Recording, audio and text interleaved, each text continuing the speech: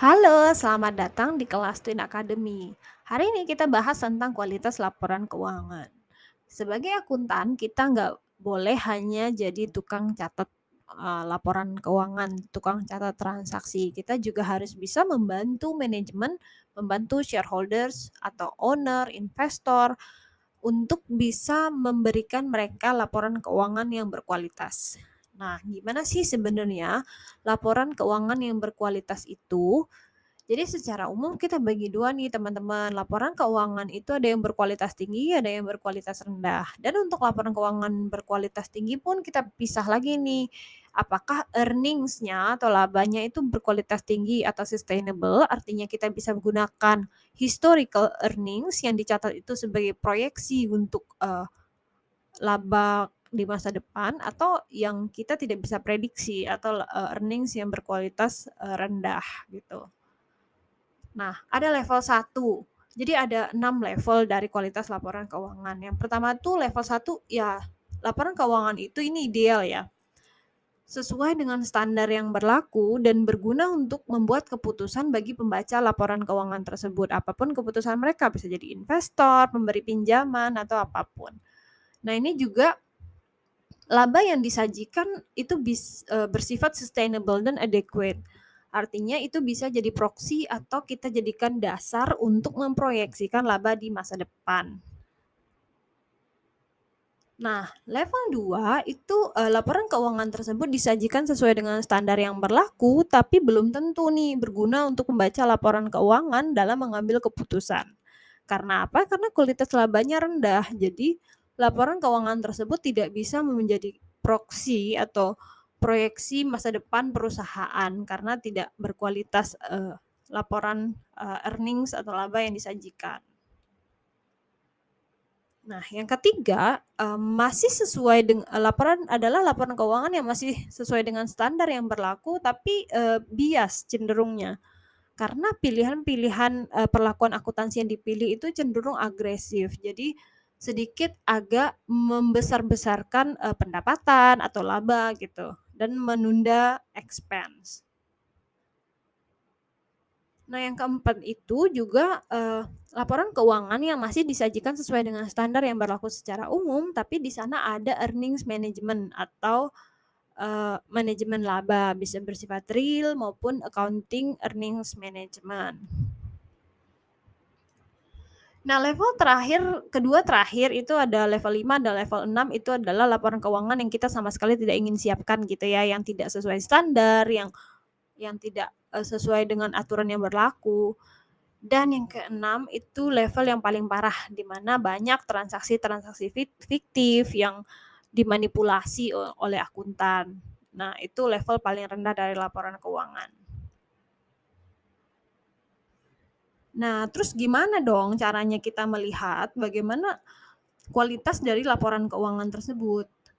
Nah, ada beberapa cara nih. Yang pertama, kita pahami dulu industri dan perusahaan yang sedang kita analisa. Artinya, kita harus tahu dulu bagaimana perlakuan atau industri, tersebut bekerja. Misalnya di industri komoditi, misalnya energi, oil, batu bara gitu, misalnya mereka, harga lagi tinggi gitu kan.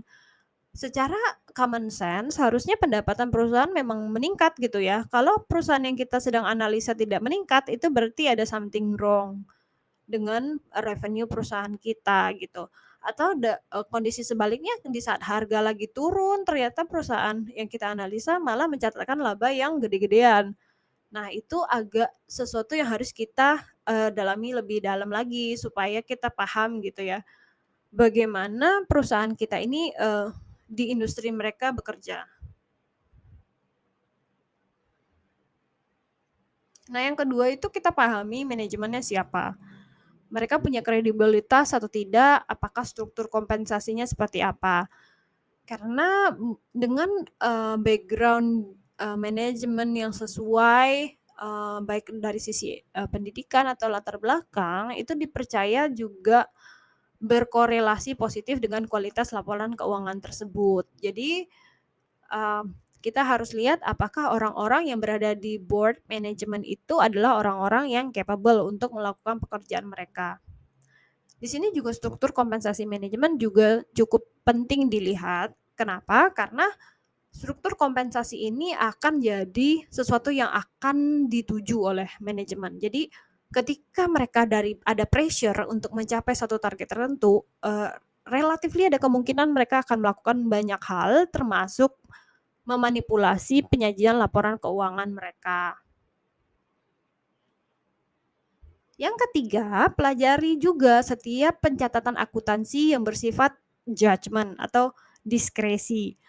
Akuntansi dengan standar IFRS lebih principle based. Jadi banyak ruang untuk memilih, memberikan judgement sesuai dengan apa yang terjadi di perusahaan tersebut. Jadi perlu diperhatikan pilihan-pilihan akuntansi yang bersifat judgement atau pilihan dari manajemen karena akan sangat berpengaruh untuk perusahaan memilih pencatatannya.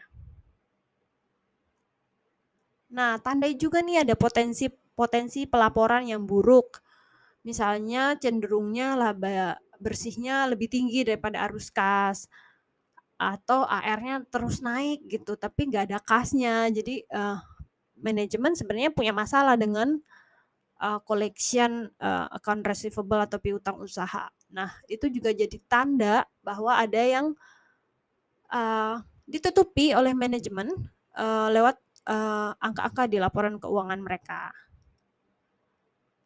Yang kelima itu analisa per segmen usaha. Nah, dengan menganalisa by segmen ini kita lebih tahu nih sebenarnya segmen mana yang memberikan kontribusi lebih ke perusahaan yang kita analisa dan segmen mana yang sebenarnya cost making buat perusahaan. Nah, yang terakhir ada satu metode statistik namanya Benesch Models. Itu indeks seberapa manipulatif laporan keuangan perusahaan. Jadi kita bisa bahas di section lainnya nanti kalau ternyata manipulasi laporan keuangan itu bisa kita deteksi dengan Benesch Models ini. Nanti mereka akan mengeluarkan namanya M-score di mana ada range di mana ada kemungkinan perusahaan melakukan earnings management atau manipulasi laporan keuangan. Nah, sekian dulu hari ini kelas dari Twin Academy. See you next time. Bye bye.